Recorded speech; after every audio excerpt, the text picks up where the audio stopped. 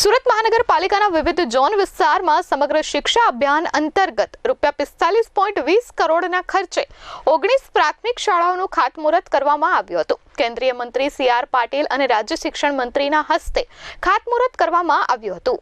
કેન્દ્રીય જળશક્તિ મંત્રી સી.આર. પાટીલની અધ્યક્ષતામાં શિક્ષણ રાજ્યમંત્રી પ્રફુલભાઈ પાનસેરિયા અને મેયર દક્ષેશભાઈ માવાણીના હસ્તે સુરત મહાનગરપાલિકાના વિવિધ ઝોન વિસ્તારમાં સમગ્ર શિક્ષા અભિયાન અંતર્ગત ₹45.20 કરોડના ખર્ચે 19 પ્રાથમિક શાળાઓનું ખાતમુહૂર્ત ઉધના સ્થિત શાળા નંબર 210/142 વિકાસ કોલોની સામે હરિનગર ખાતેથી કરવામાં આવ્યું હતું।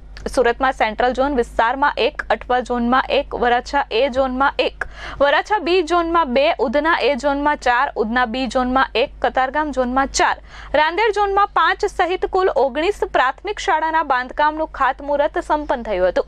આ શાળાઓમાં કુલ 280 વર્ગખંડો નિર્માણ પામશે, જેથી 7,057 વિદ્યાર્થીઓને શૈક્ષણિક ઇન્ફ્રાસ્ટ્રક્ચર અને શિક્ષણ સુવિધાઓનો લાભ મળશે। સુરત શહેરમાં આદરણીય પાટીલ સાહેબના અધ્યક્ષસ્થાને અને મેયર સાહેબના વરદ હસ્તે શિક્ષણ વિભાગ દ્વારા આજે 19 શાળાઓનું ખાતમુહૂર્ત કરવામાં આવ્યું છે।